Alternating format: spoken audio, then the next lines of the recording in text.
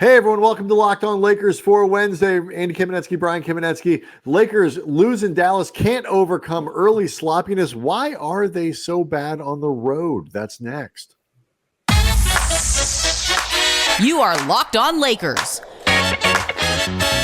your daily Los Angeles Lakers podcast. Part of the Locked On Podcast Network, your team every day.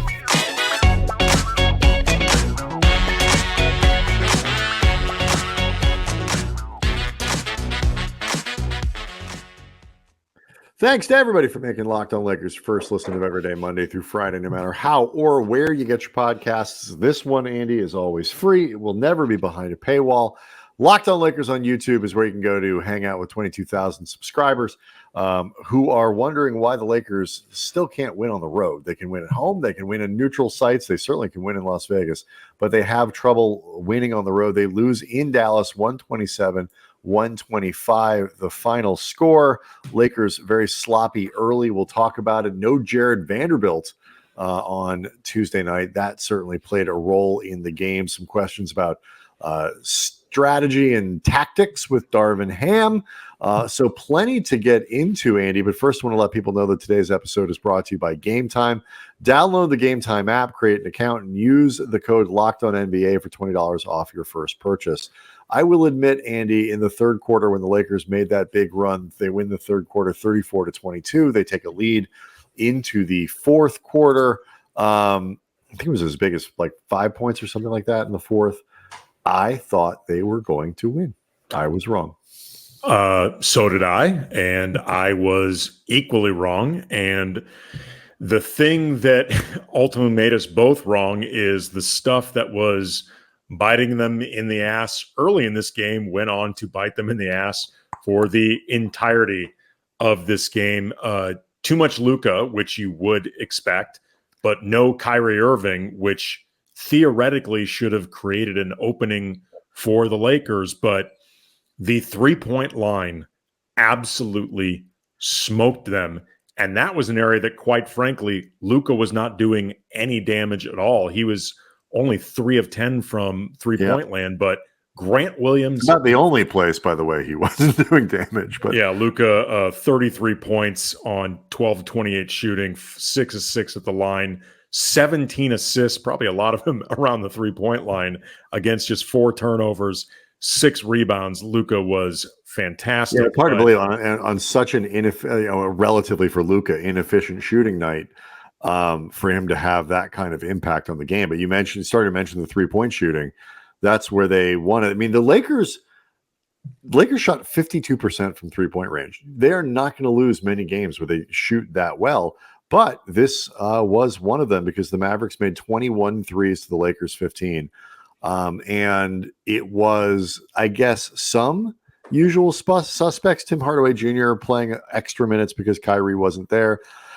He made 5 of 10, which is a little above average, but not a crazy number for Tim. But he's Hardaway. A shooter. We know that he's a shooter. Grant Williams is a good 3-point shooter, although he had been slumping bad from 3. But the last 3 years, he's been almost 40% or better. He's a good 3-point shooter overall, but 5 of 7. Okay, that's pretty good. Look, hey, Taurean Prince was 5 of 6. So, good shooters have these nights. But the one that really stuck out, and it's a shame because it's such a great story. Just don't need to see it tonight. Dante Exum, a 29% 3-point shooter, was 7 of 9 from 3-point range. He was better from 3-point range than Anthony Davis was from the free throw line. Yeah. And this was a night from Exum that reminded me a lot of what happened to the Lakers in that god-awful loss in Philadelphia when guys like Patrick Beverley and Matisse Thybulle were bombing away from 3, and the Lakers very clearly went into this game with a strategy of and this is something we've seen from Darvin Ham, this year is a philosophy that you've seen a lot, quite frankly, from Mike Budenholzer, who Darvin Ham. A lot of coaches. Yeah. Yeah. But certain guys, you allow them to take these shots. These are the shots you prefer them taking. And to some degree, you will live with it. That being said, though, I do think you can go too far with it. And if you allow guys who are NBA players to take non-contested threes and get a rhythm over the course of 30-something minutes, they generally can find it. And I think it's one thing to allow Exum a few of these open shots, daring him to take it, see what happens. But in the second half, they were leaving him just as open. And I feel like there's a point where you need to just try to break their rhythm a little bit, because clearly he's feeling it this night. Mm-hmm. And I mean, second half, there were a few times where LeBron was way, way off Exum. Like, I'm talking like a good 7 feet off Exum. And, again, we've talked about this before, that like we'll watch pregame warmups where, you give JaVale McGee uncontested looks, he'll hit 20 from behind the arc in a row. Like, but I will say they do usually miss them in the game.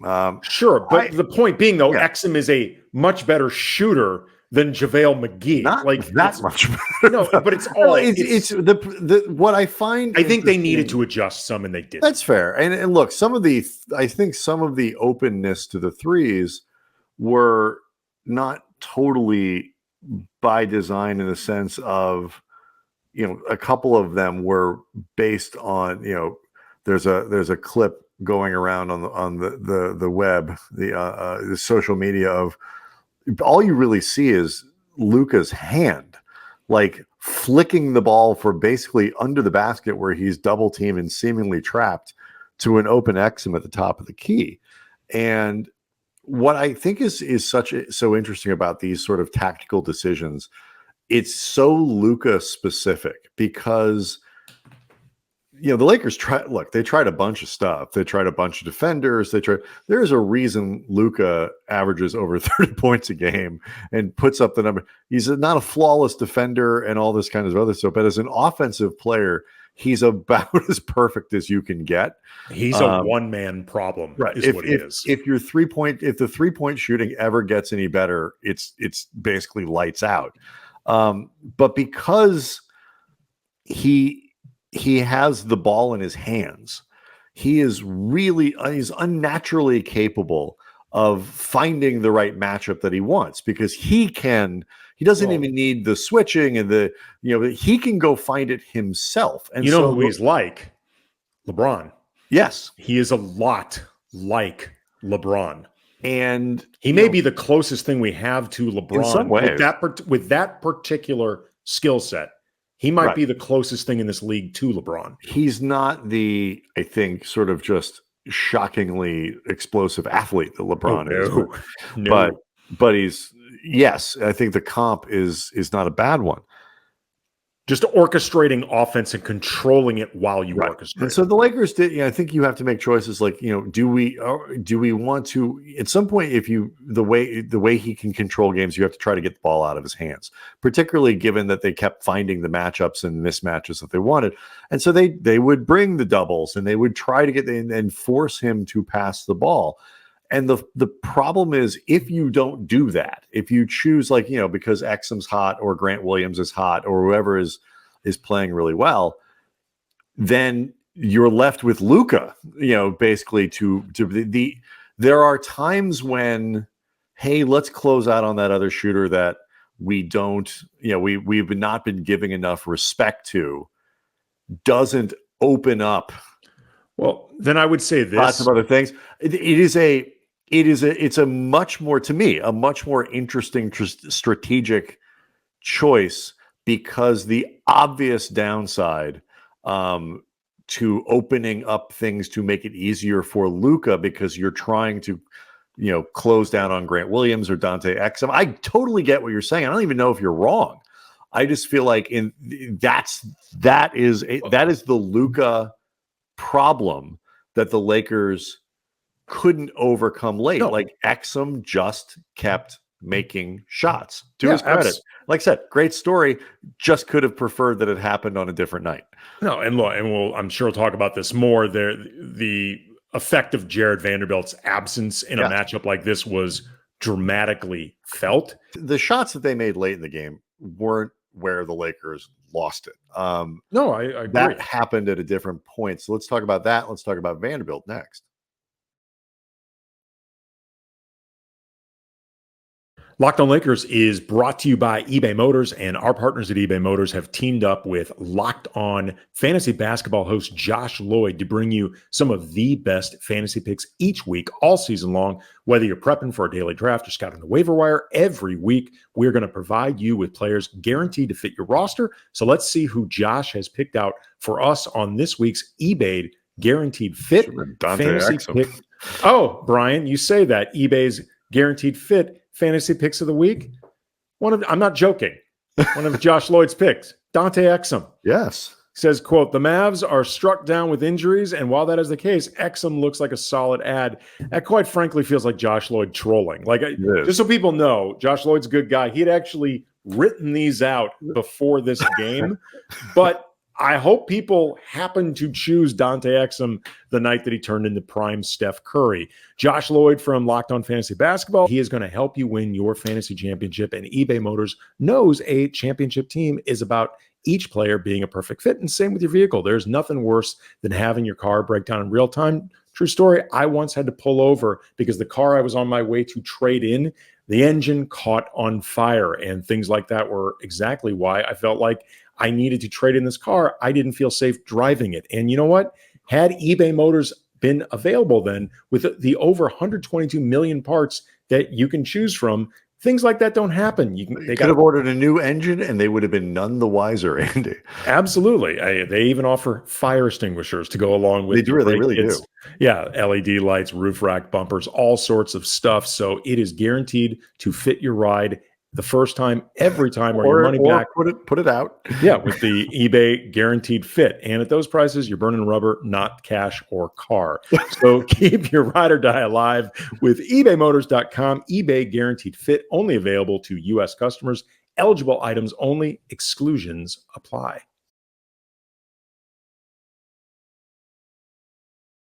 So I think the move that bothered me the most, and I did not catch the explanation of it, Lakers were down 5. It didn't make a difference, but the Lakers were down 5 with like 27 seconds left in the game. They did foul, and that's fine. But then Darvin called a timeout with 3 seconds left, and I suspect it was because they wanted to run a play. They wanted to get live action on a play last second. So it's like, you know what? It's not going to. Don't think Darvin thought they were going to be able to get 5 points in 3 seconds. But there is value to drawing up and running a play. Let's move on. Like that bothered me. Like let's it's like when referees are calling fouls in like a 36-point game with 42 seconds left. Let's just move it along. So I objected that. Darvin's coaching move there certainly bothered me. Do you happen to know what the line was on this one? Because I'm wondering how many gamblers won or lost money based on that completely meaningless LeBron 3 at the end of the game. Oh, look, if it comes out one day that LeBron bet the over, it would make sense. And by the way, clutchest shot of LeBron's career. Seriously. Want to make it very clear. I don't think LeBron bet the over. But this game, Andy, was as frustrating as when you come back, and this is a story we've told before. When you come back and you take the lead, it is no longer like the comeback part's done. Like you've done that. Now you are the team that is winning, and you have a chance to beat a team on the road.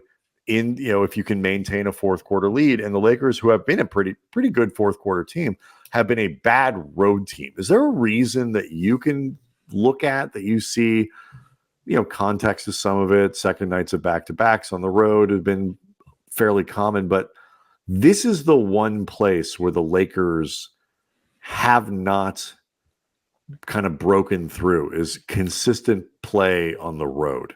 I don't know. I mean, the Lakers have been a much better team of late, and at times they look like an extremely good team, if nothing else, a team with a foundation defensively that can help them do some pretty impressive stuff.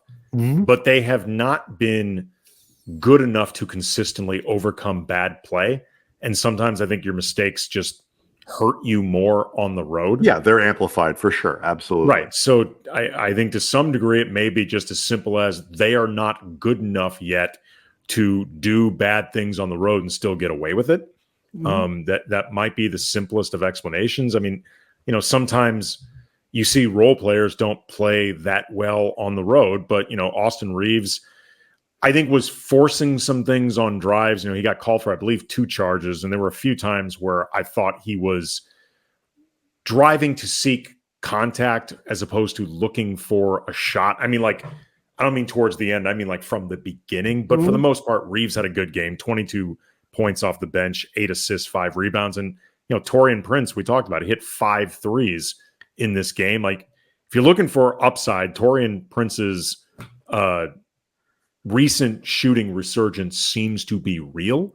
But look, role players, D'Angelo Russell had a very... He was bad. I thought this was the worst game D'Lo's played all year. He did have 7 assists, 2 turnovers, but it was he was not good in this game. He wasn't good. This was the first time, and look, to be fair, a lot of people make this. A lot of people end up looking this way against Luka Dončić, but this was one of the first times since Cam Reddish's discovering this lane for the Lakers as a designated wing point of attack defender, where he really looked out over his skis. I mean, he struggled in this matchup with Luka Dončić. Yeah, pretty badly. And again, Luka does that to a lot of people. Everybody. I'm not saying Cam Reddish is going to Luka's damage was not so much his own scoring and his own efficiency. Again, he was 12 of 28 from the floor, and this is a guy who is basically essentially a 50% shooter. No, so but he kept picking up fouls against Reddish in the game. And that was the thing. It's he got himself to the line, and 17 assists.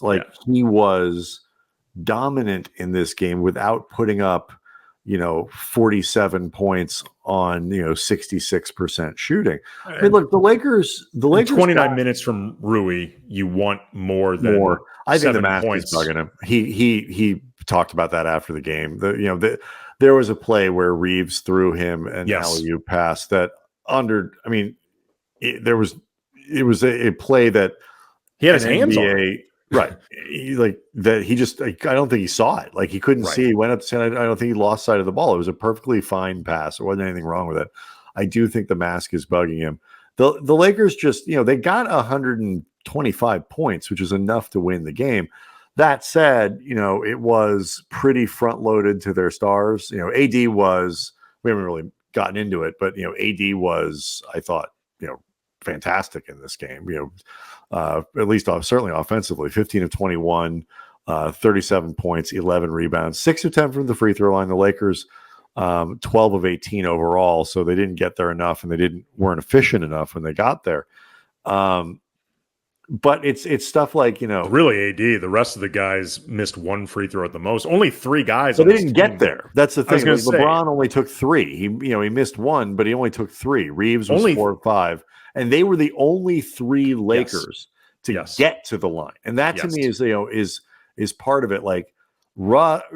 This is why when Russell has these games where, okay, fine, he's got 7 assists, that's not bad, but the scoring needs to be there, because 7 points, no free throws. Reddish, who you don't expect to score, only has 4 points. He doesn't get to the line. Rui is clearly affected by the mask and hasn't, 29 minutes, 7 points. You need more than that. Jackson He's not Hayes, played great since wearing that mask. He is not. You got 6 minutes of scoreless ball from Christie. It wasn't Jackson Hayes really well in this game too. Yeah. I mean, it was just, some of this stuff wasn't distributed the way that you would want. And, LeBron was excellent, I thought. 14 of 27, 33 points, 8 rebounds, 9 assists, 3 steals, a block. We'll get into whether or not he and AD ought to be playing tonight against the Spurs. But, I mean, what I thought separated this game, Andy, we can talk about this for a minute or two before break, is just they had been so sharp in their last few games. And while I thought the energy was there, I thought the effort was there. I don't think they were complacent. I don't think they blew the game off. I don't think they, oh, no Kyrie, we got this. Fat and happy from the IST. But I do think I think they were a little tired, but they were sloppy. Yes. They were sloppier than they had been in a while in that first half.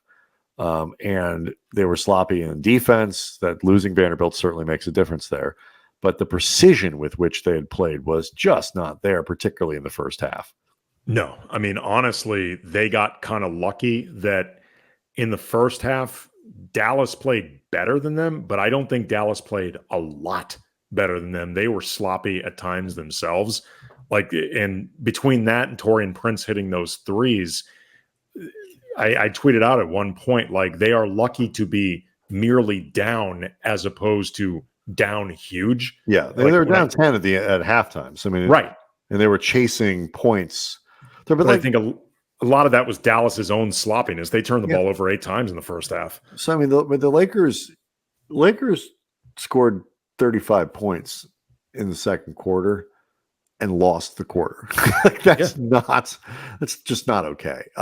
Let's wrap up the conversation about sort of what else went wrong on Tuesday, but really interesting things to look forward to because the Lakers playing a 3-win San Antonio team tonight, and it poses a very interesting question about some of their banged up stars. We'll talk about it next. Locked On Lakers is brought to you by Game Time. And years ago, some friends of mine and I, we went to go see LL Cool J at the now defunct House of Blues, really last minute. Didn't know how to get tickets, bought some from a scalper. Turned out they were fake. Through some random, totally unrepeatable luck, we managed to get into the show. But I said afterwards, never again, because getting tickets to your favorite event should not be stressful. And that's Blues why was spelled B-L-U-Z. You should have known better. Yeah. That's why I love Game Time. It's a fast and easy way to buy tickets for all the sports, music, comedy shows, and theater near you, and killer deals on last-minute tickets. And the best price guarantee. You can stop getting stressed over the tickets. Start getting hyped for the fun. The Game Time guarantee means you will always get the best price if you find tickets in the same section or row for less. Game Time will credit you 110% of the difference. It's the fastest growing ticketing app in the country for a reason. So snag the tickets without the stress using Game Time. Download the Game Time app, create an account, use the code LOCKEDONNBA for $20 off your first purchase. Terms apply. Again, create an account, redeem the code LOCKEDONNBA for $20 off. Download Game Time today. Last minute tickets, lowest price guaranteed.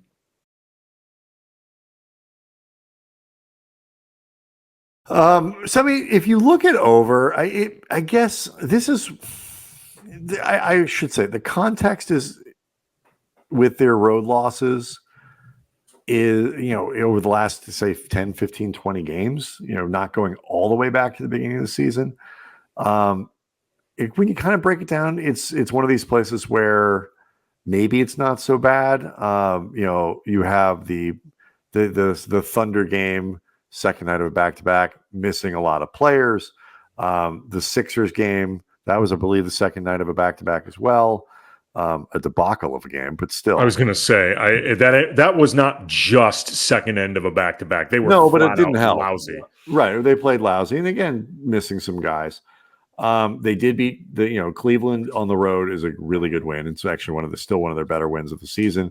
You beat a Portland team that kind of sucks. They did beat the Suns in Phoenix. Phoenix down, I believe, one of their big three in that game. But then they got hammered by the Rockets. They, had that game they lost to the Heat. They lost to the Magic. But then you're getting back to the beginning of the season. I think the last step for them to look like a team that really truly belongs and will remain in the top half of a very good conference is just showing that road consistency, and beating getting some good signature road wins. That to me is about all that's left. Not worried they're going to get there, but it'd be nice to see it sooner rather than later. Tonight, Andy, is not one of those moments. They're playing a 3-win San Antonio team. Anthony Davis, 17 losing streak. Yeah. They're really lucky the Pistons are in this league.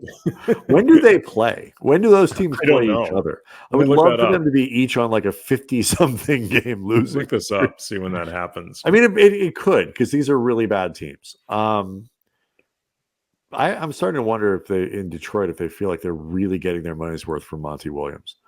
But Anthony Davis aggravated that groin hip thing that he's got Saturday in the Indiana game. Like, that was the one thing everybody was worried about. As fun as it is to win that tournament, you don't want guys hurting themselves in games that don't count for the standings. You don't want them hurting themselves at all, but you understand my point.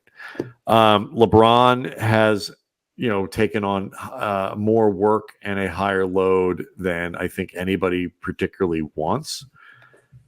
So, second night of a back-to-back, playing a terrible Spurs team presents an interesting question. Like, if you're going to steal some rest for these guys, let Anthony Davis heal a little bit and all that stuff. In theory, this could be a game where you would do it. What say you? Well, first of all, just to answer your question, did I vamp long enough for you to find when San Antonio and Detroit play? They play January 10th. Oh, it's not long enough. And then, well, okay, here's the worst part. Their last game of the season is Pistons San Antonio. So I really wish there had been, like, the Lakers have this back-to-back against San Antonio. I really wish it had been back-to-back Pistons San Antonio, because then you really might have this opportunity. Their last two games of the season, they're both on like 54-game losing streaks. It'd be amazing. And they really could be, because they're that bad. Yeah, so January 10th, at minimum, something has to give if it is not given already, because the NBA doesn't do ties. As far as the question that you asked, I think it depends on the context. Like, AD, that groin is clearly flaring up at times. So to me, if you're sitting AD tonight against flaring groins, yes.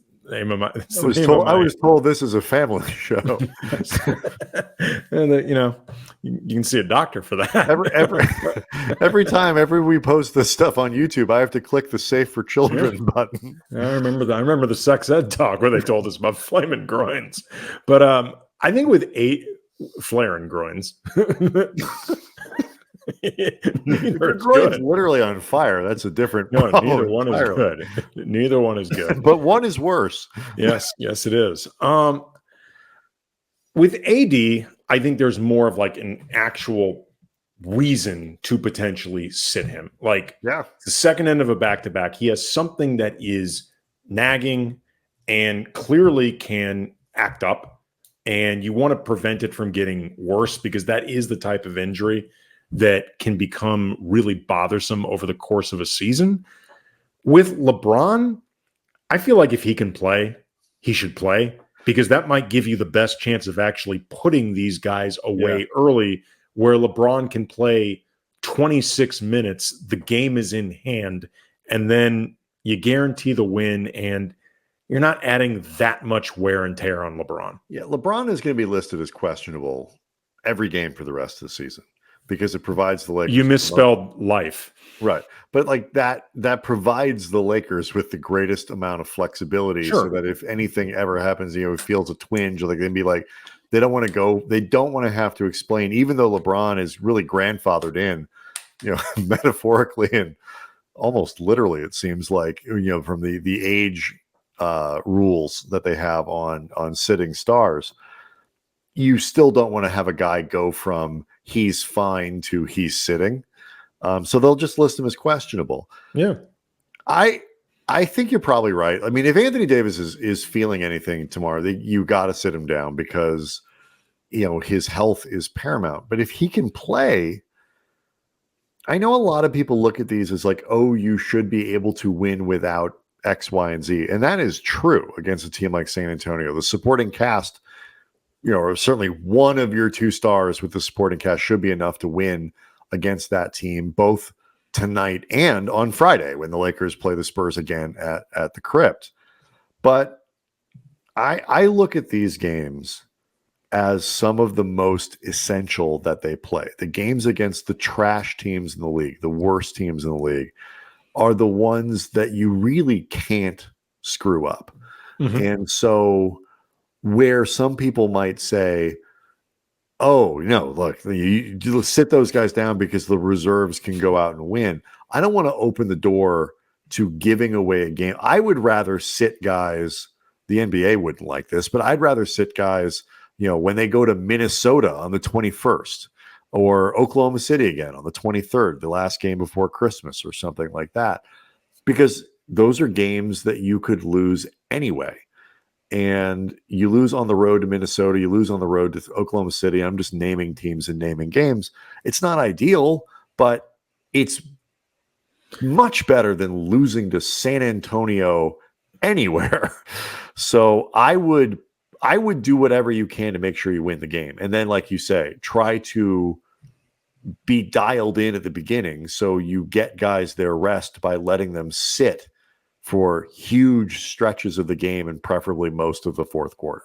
Yeah, I mean, look, in all honesty, if the Lakers played without LeBron, without AD, maybe without Jared Vanderbilt, depending on what's going on with these back spasms, who, if nothing else, can be very helpful on Devin Vassell, who is a very good player for San Antonio, combined with Wemby. Like, if you don't have LeBron and AD, that is a game the Lakers could lose. I mean, let's be honest. Yeah, they should win, but they could lose. Absolutely. Right. Well, I'll put it this way. It no longer is a given that the Lakers win that game. If they play San Antonio, no LeBron, no AD, potentially no Vanderbilt, that's not a given that the Lakers win. If you want to say the Lakers still should win because of better overall depth, experience, Greg Popovich playing Jeremy Sochan at point guard despite him begging to stop, like all of that stuff, like fine. But it is not a given that I would agree will win it.